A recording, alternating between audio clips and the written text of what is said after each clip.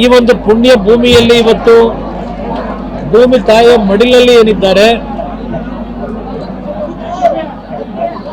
ಅವರ ಒಂದು ನೆನಪು, ಅವರ ಒಂದು ಜೀವನ, ಇದೆಲ್ಲವನ್ನ ಗಮನಿಸಿ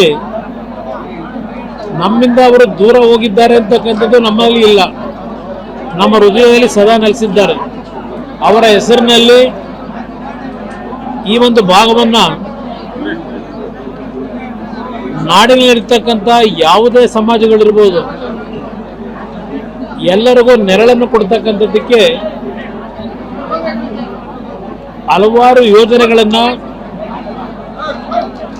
ಈ ಸ್ಥಳದಲ್ಲಿ ಮಾಡಬೇಕು ಅಂತಕ್ಕಂಥ ನಿರ್ಧಾರ ಮಾಡಿದ್ದೇವೆ. ನಮ್ಮ ಕುಟುಂಬದಲ್ಲಿ ಎಲ್ಲರೂ ಸಹ, ನನ್ನ ಸಹೋದರರು ಸಹೋದರಿಯರು ಎಲ್ಲರೂ ಸೇರಿ ಈ ಒಂದು ಭಾಗ ಜನತೆಗೆ ಅರ್ಪಣೆ ಮಾಡಬೇಕು. ಈ ಸ್ಥಳ ಸಂಪೂರ್ಣವಾಗಿ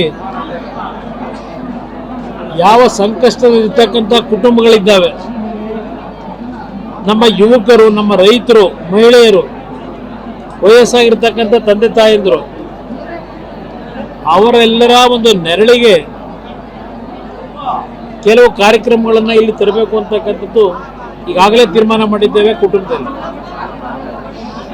ಈ ಒಂದು ಸ್ಥಳ ಆ ರೀತಿಯ ಸಂಕಷ್ಟದಲ್ಲಿರ್ತಕ್ಕಂಥವರಿಗೆ ಅರ್ಪಣೆ ಇವತ್ತಿನ ದಿನ ನಮ್ಮ ತಂದೆ ತಾಯಿಯ ನೆನಪಿನಲ್ಲಿ ಮಾಡತಕ್ಕಂಥ ನಿರ್ಧಾರ ಮಾಡಿದ್ದೇವೆ. ಇವತ್ತಿನ ಒಂದು ಕಾರ್ಯಕ್ರಮದಲ್ಲಿ ನಾಡಿನಾದ್ಯಂತ ಭಾಗವಹಿಸಿ ನನ್ನ ತಾಯಿಗೆ, ನಮ್ಮ ತಾಯಿಗೆ ಒಂದು ಆತ್ಮಕ್ಕೆ ಶಾಂತಿಯನ್ನು ಕೋರಿ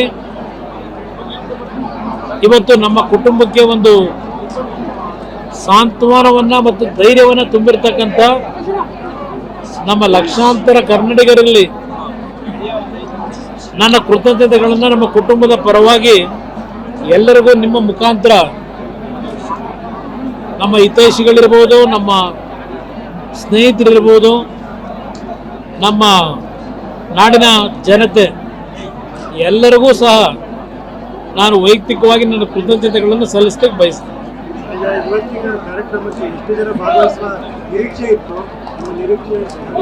ಏನಿತ್ತು ಆ ನಿರೀಕ್ಷೆಯನ್ನು ಮೀರಿ ಇವತ್ತಿನ ಈ ಒಂದು ಕಾರ್ಯಕ್ರಮದಲ್ಲಿ ಎಲ್ಲ ಬಂದು ನಮ್ಮ ತಾಯಿಯ ಆತ್ಮಕ್ಕೆ ಶಾಂತಿ ಕೋರಿದ್ದಾರೆ.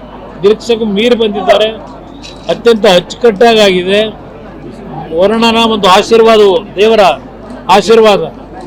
ಹಾಗಾಗಿ ಈ ಸ್ಥಳದಲ್ಲಿ ಅವರನ್ನ ಇಲ್ಲಿ ಭೂಮಿ ತಾಯಿಯ ಮಡಿಲಿಗೆ ಕಳಿಸಿದಂಥ ಒಂದು ದಿನದಿಂದಲೂ ಒಂದು ರೀತಿಯ ತುಂತುರು ಹನಿಗಳ ಮುಖಾಂತರ ಅವರಿಗೆ ಒಂದು ಹಾರೈಸ್ತಾ ಇರತಕ್ಕಂಥ ವರ್ಣನಿಗೂ ಸಹ ಈ ಸಂದರ್ಭದಲ್ಲಿ ನಾವು ಕೃತಜ್ಞತೆ ಸಲ್ಲಿಸಬೇಕಾಗ್ತದೆ. ಎಷ್ಟು ಎಕರೆ ಅನ್ನೋದಕ್ಕಿಂತ ಹೆಚ್ಚಾಗಿ ನಾನು ಏನೇನು ಕಾರ್ಯಕ್ರಮಗಳನ್ನ ತರಬೇಕು ಅಂತ ಇದ್ದೇವೆ, ಅದನ್ನ ಈ ಭೂಮಿ ಇರೋವರೆಗೆ ಶಾಶ್ವತವಾಗಿ ನಡೆಯಬೇಕು. ಆ ನಿಟ್ಟಿನಲ್ಲಿ ಬಹುಶಃ ಒಂದು ದೇಶದಲ್ಲೇ ವಿಶೇಷವಾದಂಥ ರೀತಿಯಲ್ಲಿ ಈ ಒಂದು ಸ್ಥಳದಲ್ಲಿ ಕಾರ್ಯಕ್ರಮಗಳನ್ನು ನಾಡಿನ ಜನತೆಗೆ ತರಬೇಕು ಅಂತಕ್ಕಂಥ ನಿಟ್ಟಿನಲ್ಲಿದ್ದೇವೆ. ಸ್ಥಳ ಎಷ್ಟು ಎಕರೆ ಮುಖ್ಯ ಅಲ್ಲ ನನಗೆ, ಇದು ಶಾಶ್ವತವಾಗಿ ಈ ಭೂಮಿ ಇರೋವರೆಗೆ ಬೆಳಗಬೇಕಿದು. ಹಲವಾರು ಕುಟುಂಬಗಳ ಬದುಕಿಗೆ ಬೆಳಕಾಗಬೇಕು.